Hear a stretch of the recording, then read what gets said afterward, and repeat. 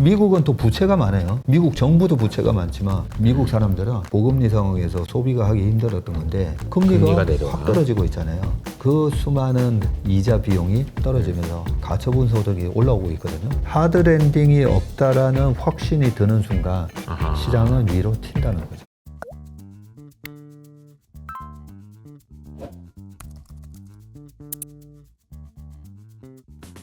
조금만 더 질문 드리면 사실은 이제 말씀하신 대로 원래는 금리 인상할 때 경기가 좋은 거니까 주식 사야 되는데 이게 25가 아니고 50, 75 이런 식으로 했었던 이유는 연준이 우왕좌왕한 거잖아요. 그러니까 이제 신뢰를 못 줬던 거죠. 그러니까 이제 인플레가 일시적이야 그랬는데 아니었던 거고요. 근데 이제 이번에도 그럼 똑같은 질문이 그러니까 25냐 50이냐도 있지만 연준이 또 우왕좌왕할 거냐인 것 같아요. 이번에도 그래서 경기 침체 못 잡아서 우왕좌왕 막 금리 확 내렸다가 막 또 이럴 거냐에 대한 이제 그 걱정이 있는 것 같거든요. 이 부분은 어떻게 보시는지 좀 궁금합니다. 지금 많은 분들이 우려하는 게 금리 인하 시기가 늦었다, 실기했다. 그쵸. 실기했다. 그래서 아까 우왕좌왕하면서 금리를 너무 급격하게 올리면서 시장이 망가졌었고 우리나라도 페드가 금리 올리기 전에 먼저 올렸었잖아요. 그쵸. 다른 많은 나라들이 먼저 올렸는데 실기했었잖아요. 그때도 한 21년 한 5월 달부터 올렸으면 얼마나 좋아. 그죠? 25 베이비 스텝으로 올렸었으면 그렇게 22년도에 주식시장이 급락하는 건 없었을 건데요. 그런 것처럼 지금 딱 걱정하는 게 그거거든요. 금리 인하 시기를 너무 늦게 잡아서 실기했다. 실기가 뭐예요? 하드랜딩이 온다는 거잖아요. 중앙은행의 목표가 완전 고용에다가 물가 안정인데 물가 안정 시키려고 하다가 고용이 박살나는 그런 경우를 걱정하는 거거든요. 그렇죠. 자, 그러면 이 부분에 대해서도 좀 설명을 드릴게요. 우리나라 IMF 겪기 이전에 저 같은 경우에는 싸한 느낌을 받았어요. 회사에서는 좀 나름대로 인정받고 괜찮았는데 야, 이거 사회 분위기가 좀 이상한 거예요. 그러면서 조퇴, 명퇴 우리나라도 약간 일본처럼 한번 입사하면 그냥 평생 직장 개념이었거든요. 근데 95년 말 96년을 지나가면서 약간 조퇴, 명퇴 이런 얘기들이 막 나오는 거예요.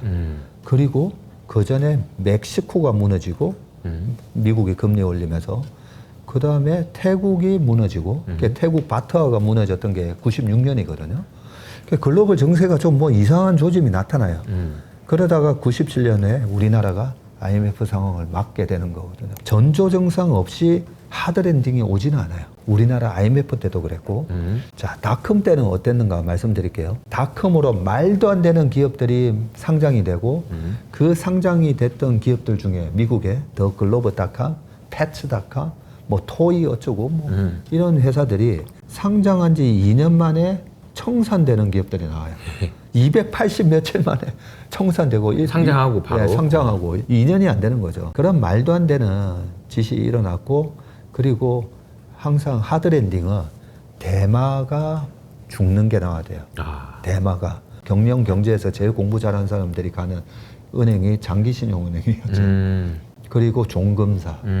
당시에 다 망했어요. 그런데 미국은 닷컴 할 때 엔론이 망했잖아요. 정말 많은 사람들이 들어가고 싶어 했던 회사 망하고 그 엔론을 회계감사했던 아서 앤더슨 컨설팅 망하고 대마들이 망하고 그 밑에 망한 기업들 수두룩하게 많아요. 그러면서 실업률이 6%까지 쫙 올라왔던 겁니다. 그런 현상이 있어야 실업률이 급등을 하면서 진짜 경기 침체가 오는 거예요. 자, 그리고 2008년 케이스 보면 2008년 갑자기 뭐 리만 브라더스 사태, 서프라임 모기지 사태가 터진 것처럼 생각을 하시는데 2007년 2월 달에 HSBC 은행이 왜 100억 불 손실이 났지? 공시가 나와요. 그리고 2007년 2분기 실적 발표하고 7, 8월 달에 보면 골드만삭스부터 그 세계 5대 IB들이 어마어마한 충당금을 쌓기 시작합니다. 아니 실적이 좋아야 되는데 그때 뭐 집값이 글로벌하게 좋았는데 미국의 집값은 2006년 하반기부터 빠지기 시작했는데 왜 이렇게 충당금을 샀지? 집값이 빠지면서 이 서프라임에 해당되는 쪽에 부실이 생긴 거죠. 그러면서 조짐이 나오고 베어 스턴스의 CEO가 사임을 하라는 압박이 있었던 게 2007년 12월이에요. 그리고 2008년 1월 달에 베어 스턴스가 망해요. 그런 식으로 사전 조짐이 있고 그러고 나서 9개월 뒤에 2008년 9월 10월 날 리만 브라더스 세계 3대 IB가 망합니다. 그러면서 박살나고 실업률이 1년 뒤에 10%를 넘어가게 됩니다. 그러면서 리세션이 왔거든요. 최근에 이게 하드랜딩으로 오려면 자, AI가 뭐 거품이다 이런 얘기가 많았잖아요. 그러면 AI 대마 중에 앞으로 2년 안에 망할 기업이 있을까 봐야 돼요. 네. 대만은 아니더라도 그러면 최근에 주가 막 올라갔던 거, 뭐 네. 슈퍼마이크로 컴퓨터, 뭐 델 컴퓨터 이런 게 2년 안에 망할까? 망할 기업이 안 보여요. 제가 봤을 때는. 최근에 AI 붐이 일어났을 때 닷컴 때처럼 말도 안 되는 기업들이 막 상장하고 이런 거 없어요. 제가 보면 굉장히 절제된 붐이었어요. 그러니까요. 실적만큼 올랐다. 뭐 엔비디아도 뭐 그렇게 이야기할 수 있죠. 네. 당시 닷컴 버블 때 나스닥의 PER이 196배였거든요. 아하. 지금 나스닥의 그 성장주들 다 포함해서도 PR이 30배가 이제 겨우 넘는 수준이에요. 한 36배, 38배 정도 갔다가 최근에 좀 조정받았는데 그런 거품이 없어요. 없고 망할 기업은 안 보인다는 거죠. 그러면 망할 기업이 없는데 실업률이 최근에 샤의 법칙 하면서 이러면 반드시 경기 침체가 온다라고 해서 겁을 먹고 있는 건데 경기 침체가 어디서 오지? 그 실업률이 어디서 급등을 하지? 안 보이고요. 자, 그런데 이런 얘기를 하실 수가 있어요. 최근에 빅테크 계속 사람 자르던데. 아, 그렇죠. 그렇죠. 사람 계속 잘라요. 마이크로소프트도 사람 자르고 있어요. 메타 사람 자른 지 지금 벌써 2년 넘었고요. 구글, 아마존 사람 자르고 있어요. 이게 경기 침체 때문에 자르는 건가를 봐야 돼요. 아마 우리 이사님은 벌써 아시겠지만 경기 침체 때문이 아니에요. 아니에요. 과거에 우리가 지금 동해물과 백두산이 할 때마다 그림 나오잖아요. 자동차 공장에 로봇이 경기 침체로 로봇이 해서 거기 노동자들이 경기 침체로 사라진 게 아니잖아요. 이 AI 때문에 10명이 하던 거 지금 1명이 할 수 있게 된 거예요. 자, 그러면 사라진 노동자들의 몫이 누구한테 가죠? 아까 아담 스미스의 국부론 생각하시면 돼요. 생산을 하기 위해서 자본 노동자 토지에서 노동자의 비용이 줄어들어요. 그게 다 자본가로 가는 거예요. 주주에게 가는 거죠. 주주에게 가는 거예요. 이게 그래서 생산성이 높아지고 지금도 막 주식시장이 뭐 난리 난다고 하지만 미국의 EPS 성장률 전망치는 계속 올라가요. 계속 올라가요. 이게 이제 비용이 깎이는 거죠. 네. 그러니까 AI 때문에 뭘 돈을 벌었냐 그러는데 매출이 안 늘어날 수 있는데 이익이 계속 늘어나는 이런 효과들이 나타나는 것 같아요. 그래서 저는 지금 최근에 유가 빠지죠. 네. 그 다음에 금리도 빠지죠.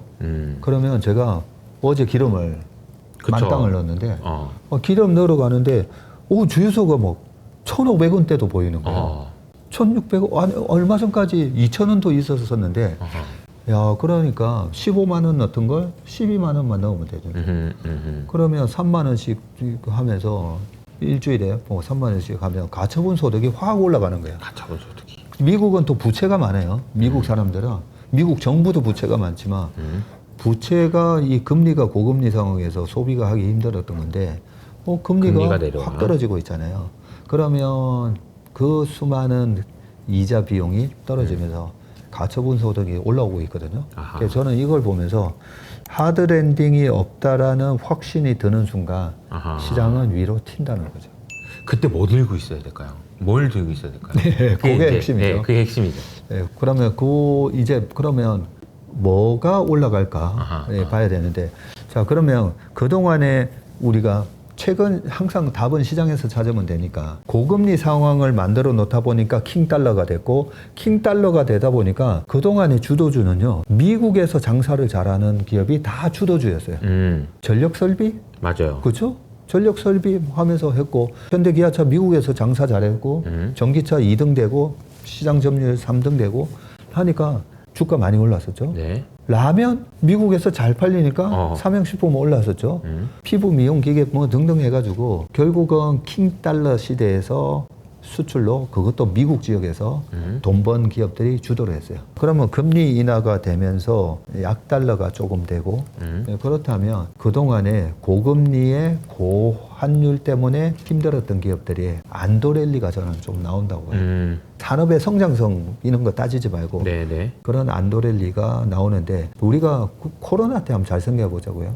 코로나 때 경제 안 좋았죠. 실업률 14.8%까지 급등했거든요. 근데 주가는 폭등했잖아요. 그 폭등했을 때 금리를 낮춰주니까 유동성 랠리가 왔는데 그 금융장세에서 뭐가 올랐죠? BBIG였어요. BBIG에서 배터리, 바이오, 인터넷, 게임 뭐 이런 식이었는데 그때 인터넷 뭐였었죠? 네이버 카카오였잖아요. 네네. 근데 최근에 고금리 상황 되고 수출 기업 사야죠. 카카오는 뭐 여러 가지 문제가 있었지만 네이버 실적 좋았잖아요. 3천억대 분기 영업이익 내다가 4천억대로 올라서고 매분기 실적 서프라이즈였어요. 그런데 사람들은 킹달러 시대에 지금 수출 기업 사야지. 그러면서 수출 기업으로 갔던 그 매기가 돌아올 수 있다는 거죠.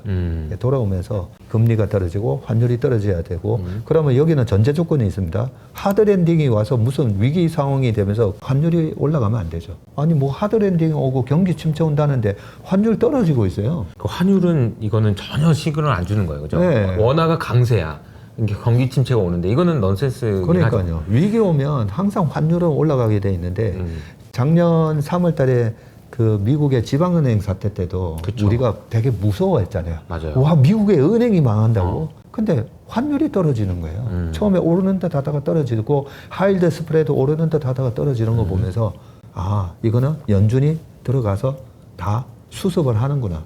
그러면서 연준에서 살릴 은행 죽일 은행. 그쵸. 죽일 은행 죽이고 살릴 은행은 연준이 무한대로 투자해서 예금 다 걱정하지 마요. 뱅크런 안 해도 된다라고 딱 수습을 해버리잖아요. 그러면서 환율이 안정되고 그래서 지금은 환율이 안정되는 그런 모습이 나온다면 2020년 상황을 보시면서 내수, 우량주, 네이버도 그동안에 고생 많이 하셨는데 올라갈 가능성이 있고요. 두 번째, 2차 전지로도 고생 많이 하셨잖아요. 근데 2차 전지 그 보면 최근에 3년 동안에 보면 고성장이었잖아요. 앞단에 성장이 있기 때문에 뭘 했어요? 엄청나게 돈을 땡겨와서 질렀잖아요. 네. 그래서 2차 전지의 양극재 업체들 보면 유동부채가 확 늘어나 있어요. 부채 많이 늘어났었어요. 우리가 주식도 신용 투자하시는 분들, 주식으로 먹을 거다 생각해서 신용으로 돈 빌려서 딱 질렀는데 금리는 올라가서 신용 이자는 많이 내는데 주가가 떨어지면 힘들잖아요. 똑같았던 거예요. 그런 측면에서 최근에 투자를 많이 했던 그런 부채가 많아졌던 기업들, 안도렐리 나오고, 그래서 최근에 2차 전지가 좀 나름대로 맞아요. 좀 바닥을 다지는 그런 모습이 나오고, 또 하나는 금리랑 굉장히 민감한 업종이 하나 있어요. 바이오예요. 우리나라 금리 많이 빠졌잖아요. 그쵸. 그 미국도 5% 찍었다가 지금 3.6까지 갔으니까 금리가 빠지니까 바이오가 움직이잖아요. 우리나라 바이오 기업들 보면 임상, 1상, 2상, 3상 전부 다 돈을 때려 부어야 돼요. 그 전부 다 전환사채라든지 돈을 빌려와서 해야 되는데 고금리 상황이면 그게 펀딩도 잘 안 되고 힘들었던 거죠. 그래서 금리가 떨어지기 시작하면 항상 바이오가 움직였다. 그 바이오가 2020년도에도 그랬고요. 과거에 2008년, 9년도에 리만 사태 터지고 저금리로 만들어 놨을 때도 2009년부터 2015년까지 미국의 나스닥 생명공학 지수 차트 보면 주구장창 올라가요. 주구장창 올라가다가 바이오 생명공학 지수가 박살이 났던 게 2015년 7월인데 2015년 12월에 첫 금리 인상을 하거든요. 그 첫 금리 인상을 앞두고 바이오가 박살. 그러고 나서 그때부터는 그냥 지지부진했어요. 금리에 가장 민감한 게 바이오이기 때문에 최근에 우리나라 뭐 바이오 되게 좋잖아요. 네네. 이 랠리가 이번에 조정 이 대선이 끝나고 나서 내년 상반기까지 좀 강세장이 온다고 하면 바이오 섹터도 주도주로 자리 잡을 거고 마지막으로 하나 더 말씀드리면 엔터테인먼트. JYP 박진영 씨가 또 작년 연말에 우리는 주식 너무 싸다고 해놓고도 주가가 한 40% 더 빠졌는. 아마 박진영 씨도 마음이 좀 그쵸, 많이 무거우실 부담스럽겠죠. 건데, 부담스러우실 건데, 우리 회사 괜찮은데 왜 주가 계속 이래 빠지지? 이러고 있을 거라고요.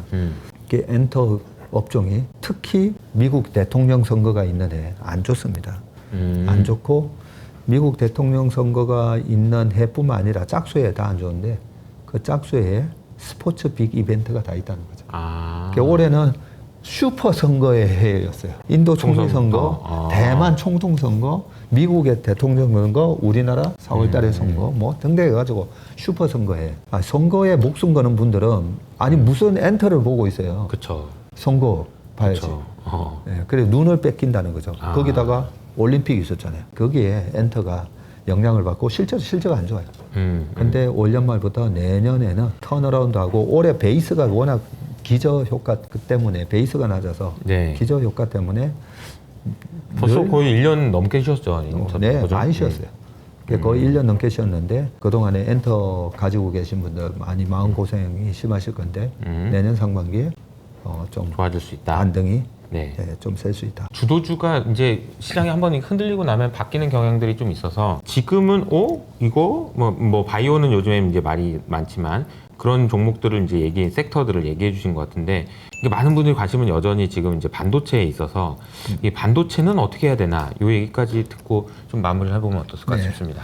반도체를 얘기를 안 할 수가 없죠. 네. 그동안에는 고금리 상황에서 미국에 수출 잘하는 몇 개 기업을 제외하고는 경기가 안 좋았어요. 저는 뭐 이 주변에 식당 갈 때마다 늘 마음이 아파요. 그래서 실제로 그 수출 기업 몇 개를 제외하고는 안 좋았거든요. 그러면 그때 코로나 때도 DBIG에서 7종목이라 했잖아요. 그때도 제가 설명을 드렸죠. 왜 이 7종목이 강하게 올라가냐면 경기가 안 좋으니까. 경기가 100개 중에 제가 7개 종목만 네, 네. 수익을 내면 희소의 원칙에 의해서 수급의 원칙에 의해서 금리는 낮춰놔서 주식 살려고 하는 돈은 많은데 살려고 하다 보니까 성장 나오고 수익 나오는 기업이 몇 개 안 되니까 멀티플이 높게 받는다는 거죠. 쏠림 현상이 네, 생기죠. 쏠림 현상이 나왔다는 거죠. 자, 그러면 최근에도 마찬가지예요. 그런 수출 기업, 그 다음에 반도체, AI 모멘텀 때문에, 챗 GPT 때문에 그쪽에만 강한 성장이 나왔잖아요. 그래서 바이오가, 엔비디아가 막 140불 가고 했는데 지금은 보니까 금리 떨어지고 뭐 하고 하면 살 기업들이 좀 많아졌어요. 네, 살 기업들이. 최근에 뭐 건설도 움직였잖아요. 맞아요. 조선도 턴어라운드 하죠. 그런 측면에서 저는 반도체가 피크아웃 했다가 아니라 다른 게 좀 살 게 많아지네.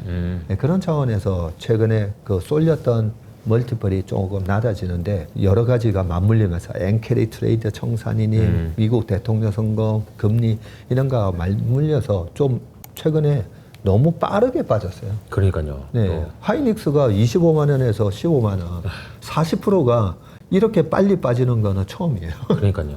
반도체 사이클은 이제 턴어라운드 했는데 올해 그 턴어라운드 한 첫 해에 이렇게 빠지는 적은 없어요. 너무 빨라요. 뭐가 이렇게. 네. 그렇죠? 그러면 이렇게 빠지면 어떤 일이 발생하냐면 주가는 다른 주식이 좋아 보여 해서 좀 사다가 반도체는 피크아웃 쳤네 했는데 반도체가 계속 이익이 잘 나와요. 이익이 잘 나오면 21년처럼 저는 된다고 봐요. 21년 상반기에 1월 달에 삼성전자 고점 치고 그때 하이닉스도 고점 치고 그러고 나서 이익은 계속 잘 나오는데 마이크론도 그랬고요. 계속 빠져요. 계속 빠지다가 이익이 계속 잘 나오니까 21년 하반기에 주가가 다시 쫙 올라와요. 그러면서 삼성전자가 21년 결국 종가로는 8만 원 회복하고 끝나고 마이크론은 신고가가 나오고 끝나요. 하이닉스도 21년 초의 가격을 거의 다 회복하고 끝나요. 그런 현상이 내년 상반기에 반도체에서도 일어나니까 최근에도 주가가 빠지면서 삼성전자를 비롯해서 하이닉스 기관 외국인은 매도를 했는데 우리 개인분들이 많이 사셨더라고요. 맞아요. 그래서 괜찮다고 제가 말씀드립니다. 네. 자, 오늘 그 박세익 전무님하고 이제 오랜만에 나오셔서 이야기를 했는데 서두에 금투세 이야기부터 시작해가지고 미국 시장과 한국 시장에서 투자 어떻게 하셔야 되는지에 대해서 힌트를 많이 얻으셨을 거라고 생각합니다. 추석 연휴 잘 보내시고요. 저희는 또 다음에 인사드리도록 하겠습니다. 감사합니다.